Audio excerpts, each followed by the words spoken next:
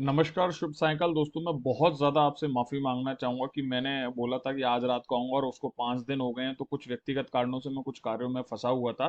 तो मैं वापस आप लोगों से क्षमा प्रार्थी हूँ, क्योंकि एक बार कमिटमेंट करने के बाद ऐसा करना उचित नहीं है, ऐसा मेरा मानना है, ये सही बात नहीं है। आज अपन सीधे-सीधे चर्चा करेंगे साइंस एंड टेक की। बहुत ही ज़्यादा प्रॉब्लमैटिक चीज़ रही है लोगों के सामने, और थोड़ा सिलेबस भी इस तरीके का है कि और बहुत ज़्यादा डिमांड है कि इस पे क्या करें, क्योंकि एक अलग से टॉपिक है जिसमें क्वेश्चंस काफ़ी ज़्यादा आते हैं। तो आज अपन केवल इस वीडियो में साइंस एंड टेक को कवर करेंगे। नाम मेरा आपको पता ही है, ये सब बातें आपके लिए अच्छा, एक चीज और, ट्विटर का एक नया अकाउंट बनाया मैंने। आप में से कोई अगर ट्विटर फॉलो करता है या इंस्टाग्राम में, जो भी है, अगर आप लोगों को ऐसा करना है तो वहां पे आप जाके बातचीत हम लोग कर सकते हैं। चलो अब सीधे चलते हैं पॉइंट पे। पॉइंट में ये है कि ये है साइंस एंड टेक का सिलेबस। ये हिंदी का सिलेबस है, विज्ञान एवं प्रौद्योगिकी का। तो टोटल आप ये देखिए, 4 4 8 और 2 10। अब इसमें डिवीजन में बता देता हूं आपको कि देखो, ये 4 का जो डिवीजन है ये अलग है। फिर उसके बाद ये जो 2 हैं इनका डिवीजन अलग है। ये 2 हैं इनका डिवीजन अलग है, और ये फिर जो 2 हैं इनका डिवीजन अलग है। तो क्वेश्चन का जो फॉर्मेट होगा, या ये 4 से मतलब आप इनको सिंगल सिंगल रखो, कहने का मतलब है कि ये 4 सिंगल सिंगल हैं। ये दोनों जो है घूम फिर के साथ आने की संभावना रहती है, क्योंकि आहार और पोषण और स्वास्थ्य देखभाल क्या है, सिमिलर सी चीज है। पर्यावरण और जैव विविधता, ये भी एक सिमिलर चीज है, और ये जो चीज है ये दोनों सिमिलर हैं। तो अब चलिए इस पे चर्चा कर लेते हैं। ये साइंस एंड टेक का इंग्लिश में सिलेबस है, तो मैंने इंग्लिश हिंदी जो भी है दोनों आप देख लेना, समझा दिया आपको, ठीक है। अब बात करते हैं बेसिक एवरीडे साइंस। 10th की बोर्ड की अगर आरबीएससी में देखो तो उसमें से कुछ चीजें आपको मिलेगी, केमिकल से ऐसी कुछ चीजें। 12th केमिस्ट्री में साफ साफ एक चैप्टर है अलग से, डे टू डे केमिकल्स। ठीक है, हर डे टू डे लाइफ में आपके अलग अलग टाइप के जो केमिकल्स हैं वो कहाँ यूज होते हैं, तो 12th की केमिस्ट्री में वो दे रखा है। और उसके अलावा आप लूसेंट भी फॉलो कर सकते हैं। लूसेंट भी day to day every science के लिए बहुत अच्छी है कि भाई कौन सा मेटल किस किस चीज से बना होता है, नीलत होता है किसको कहते हैं, एक्वारेजिया किसको कहते हैं। ऐसे बेसिक क्वेश्चन भी आपको लूसेंट और इन चीजों में अवेलेबल होंगे। तो 10th की आरबीएससी, 12th केमिस्ट्री भी आरबीएससी है, चाहे तो एनसीईआरटी ले लो, वहां पर भी ये चैप्टर अवेलेबल है। तो ये आप यहाँ से इन सोर्सेस को यहाँ से पढ़ सकते हैं, बेसिक एवरीडे साइंस, और इवन आप चाहो तो विकिपीडिया से। इसके अलावा मैं पहले ही बता देता हूँ कि आप जिस इंस्टीट्यूट के नोट्स फॉलो करना चाहते हैं उसको कर लो। मैं तो आपको चैप्टर वाइज रिसोर्स बता रहा हूँ कि गवर्नमेंट ऑफ राजस्थान की जो बुक्स है उनका रिसोर्स कहाँ पे है। बाकी अगर आप चाहते हो डीप में जाना है और भी जो चीजें हैं, वो आप वहां से कवर कर सकते हो। इसके अलावा मैं आपको एक चीज बता दूं, जो चैनल है उस पे मेरे पास जो रिसोर्सेज हैं इनसे संबंधित है सिलेबस से, तो या तो मैं ढूंढ के उनकी स्नैपशॉट आपको अवेलेबल करा दूंगा जितना भी संभव होगा। और अगर मुझे लगता है कि कोई एक दो टॉपिक में आप लोगों को दिक्कत आ रही है, फिर मुझसे ऐसी बातचीत होगी तो मैं उसको पढ़ा भी दूंगा। कुछ ऐसे टॉपिक्स है जैसे आरएच फैक्टर हैं, या फिर जो ब्लड ग्रुप है उनमें कुछ कुछ डाउट होते हैं और उसको समझना जरूरी, तो उसको अपन देख लेंगे। अगर जरूरत पड़ी तो उसके लिए अपन एक वीडियो छोटा सा बना लेंगे। नेक्स्ट है आईटी एंड कंप्यूटर्स।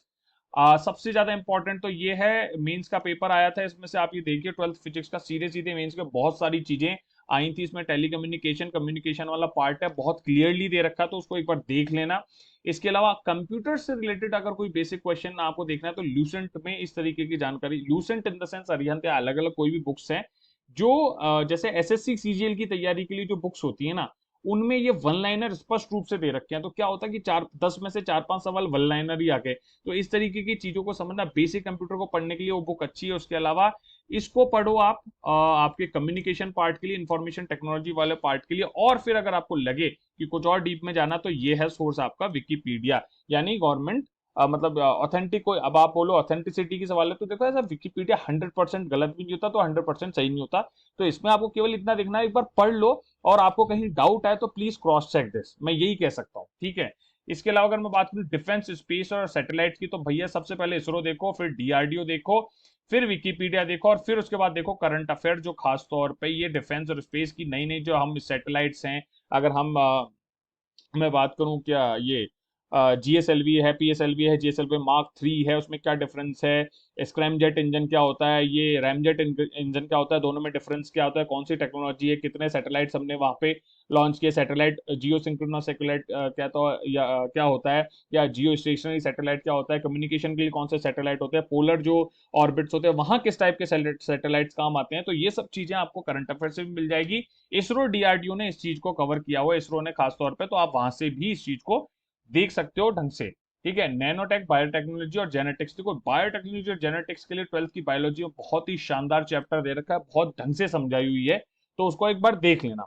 अब फिर जब उसको देख लोगे तो उसके कुछ ऐसी ऐसी चीजें जिनसे कि आप विकिपीडिया पे जाके सर्च कर सकते हो, या फिर की नई टेक्नोलॉजीज उनसे कैसे, देखो ऐसे पढ़ा जाता है। केवल और केवल हम केवल बुक्स पे डिपेंडेंट नहीं रह सकते। मैं मेंस के लिए भी आपको बात बता रहा हूँ कि हमें, एक सिविल सर्वेंट हो, आपको बहुत सारी एक्सपेक्टेशंस है, तो आपको ओवरऑल डेवलपमेंट चाहिए, तो आपको विकिपीडिया और करंट अफेयर्स में इस चीज को देखना ही होगा।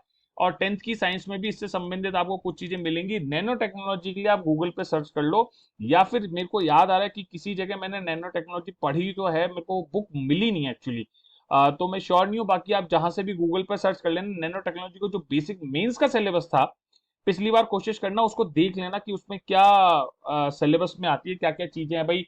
नैनो मिशन क्या है, इंडिया नैनो मिशन में क्या क्या कर रहा है, डीआरडीओ ने क्या क्या चीजें नैनो टेक्नोलॉजी में डेवलप की हैं, क्या क्या यूटिलिटी हो सकती है नैनो टेक्नोलॉजी की, तो ये सारी चीजें याद करनी है आपको, इसमें पढ़ना है। ठीक है। और बायोलॉजी इसको मत छोड़ देना, बायोटेक्नोलॉजी और जेनेटिक्स बहुत ही शानदार दे रखे हैं, मैं बता रहा हूँ 12th की बायोलॉजी में। लेकिन उसमें कुछ टर्म्स ऐसी हैं जिनको आप थोड़ा डिटेल में जाके पढ़ो, क्योंकि आरपीएससी क्या करता है कि थोड़ा डिटेल्ड क्वेश्चन पूछता है। देखो ये है बेसिक्स, और फिर उनको थोड़ा आप सर्च करोगे ना नेट पे, और मुश्किल से मुश्किल 4 घंटे में आपकी बायोटेक्नोलॉजी खत्म हो जाएगी, मैं बता रहा हूँ। और नैनो टेक्नोलॉजी और जेनेटिक, मतलब बायोटेक्नोलॉजी और जेनेटिक्स 4 घंटे में खत्म हो जाएगी, नैनो टेक्नोलॉजी। अगर आप साइंस एंड टेक को मुश्किल से आप 5 या 6 दिन भी दे रहे हैं ना, तो वो आपकी कवर हो जाएगी, जितने सोर्सेज मैंने आपको बताया उस हिसाब से। बिल्कुल डबल रीड दो, बहुत सुपर स्पीड से चलो। और मेरी वो मैं बातें बाद में करूंगा, अभी पहले काम की बात करेंगे केवल। फूड न्यूट्रिशन ब्लड ग्रुप्स आ रहा है, ये जो फूड न्यूट्रिशन और हेल्थ केयर वाली जो सीरीज है, 10th साइंस में पहला चैप्टर ही दे रखा है। आरबीएससी की बुक का पहला चैप्टर ही इससे संबंधित के डे टू डे साइंस, दैनिक जीवन में जो स्वास्थ्य और वो संबंधित चीजें हैं ना, वो यहाँ पे दे रखा है। इसके अलावा अगर आपको मैंने बोला भी ब्लड ग्रुप से आरएच फैक्टर नहीं समझ में आता है, तो इस पे अपन या फिर जूनोटिक डिजीजेस हैं, इन पे आप कुछ वीडियो बनाए जा सकते हो, मैं बना दूंगा। विकिपीडिया पे सीधे सीधे सर्च करो ना, इन्फेक्शियस डिजीजेस, जूनोटिक डिजीजेस, ये सारी चीजें, ठीक है। तो इसके बाद अपन ये चीज देख लेंगे, है ना। और फिर उसके बाद आती है एनवायरमेंट, और इसकी बुक में चैनल पर, और बाकी जितनी भी बुक्स मैंने बात की ऑलमोस्ट सारी बुक्स मैंने चैनल पे डाल रखी है, तो वहां से आप उठा भी सकते हो। कंफ्यूजन हो तो मुझे इस जो वीडियो है उसके नीचे मैसेज ड्रॉप कर देना, मैं वो देख भी लूंगा, ठीक है। ये दोनों ही टॉपिक वहाँ बहुत अच्छे से दे रखे हैं। इसके अलावा आप एनसीईआरटी भी देख सकते हो, कोई इशू नहीं है। कंजर्वेटिव नेशनल जो नेचुरल रिसोर्सेज हैं, ये आप जो मैंने बुक बताई है मानचित्रावली, वहां से भी बायोडाइवर्सिटी और ये वाला जो टॉपिक है आपका कवर हो जाएगा, ठीक है। इसके अलावा बात करता हूँ मैं ये लास्ट टॉपिक की, एग्रीकल्चर हॉर्टिकल्चर, ये दोनों ही टॉपिक आपको इकोनॉमिक रिव्यू से पढ़ने हैं। लोग कहेंगे ये बड़ा अजीब सी बात है, मैं कहूंगा अजीब सी बात नहीं है, पेपर ऐसे ही आता है मेंस के सिलेबस में। मेंस का पेपर था 10 मार्क्स का, सीधे सीधे एज इट इज उठ के इकोनॉमिक रिव्यू से आया था, और वो भी ऐसा ही कुछ घूम फिर के क्वेश्चन था। थोड़ा डाउट आ रहा होगा, नहीं डाउट मत रखो, because development of science and technology with special reference to Rajasthan का कौन बताएगा? गवर्नमेंट ऑफ राजस्थान ही तो बताएगी। तो गवर्नमेंट ऑफ राजस्थान कहां से बताएगी? या तो बजट से बताएगी, या फिर इकोनॉमिक रिव्यू से बताएगी, या फिर इसकी जो department of science and tech होगा, या बायोटेक्नोलॉजी, या फिर ऐसा कोई डिपार्टमेंट होगा जो इसके बारे को, इस चीज को हैंडल करता है, वही तो बताएगा। तो इसलिए मैं कह रहा हूँ इकोनॉमिक रिव्यू या फिर गवर्नमेंट ऑफ राजस्थान की जितनी भी वेबसाइट्स हैं, उनको आप पढ़ो, उन चीजों को कवर करो, ठीक है। अब आते हैं फालतू की बातों पे। आशा करता हूँ आप सब लोग की पढ़ाई बहुत ज्यादा बढ़िया चल रही होगी, दबा के बिल्कुल लगे हुए होंगे धूम धड़ाके से, बिल्कुल इधर उधर देखने की जरूरत नहीं है। टेस्ट सीरीज आई होप सब लगा ही रहे होंगे, डेली प्रैक्टिस जो है क्वेश्चंस की आप सब लोग कर ही रहे होंगे, तो मैं यही कहूंगा कि बस लगे रहो। ये जो टाइम है ना, ये आपको सफलता दे देगा, बस यहाँ मत चूक जाना, यहाँ कोई डाउट नहीं करना अपने आप, इधर उधर की बातें किसी को कुछ नहीं सुननी है, कोई भी इस तरीके की फालतू बातों में कुछ नहीं सुनना। आग लगने तो दुनिया का, वो मेरा फेवरेट स्टेटमेंट है भी, और लोगों को भी लगता है। नेक्स्ट बात मैं ये करना चाहूंगा, हो सकता है थोड़ा जल्दी जल्दी बोल रहा हूँ, आपको लगे कि उसका कारण केवल ये क्योंकि आप लोगों का टाइम बहुत ज्यादा इंपॉर्टेंट है, मैं एक भी सेकंड आपका मिस नहीं करना चाहता। नेक्स्ट बात ये है कि आप में से कोई या फिर आपके जानकारों में से कोई भी ऐसा कैंडिडेट हो जो इस समय वर्किंग है और उसकी रैंक इंप्रूव नहीं है, तो प्लीज मेडिकल देने ना जाए वो, ऐसा अपील करने की लिए मेरे दोस्तों ने कहा है, और मैं ऐसा मानता भी हूं, क्योंकि इस समय ठीक है, देखिए सेवा का भाव तो है सिविल सेवा में, मैं स्पष्ट रूप से, लेकिन इसके साथ साथ एक तरीके की आजीविका भी है, जॉब का भी कॉन्सेप्ट है।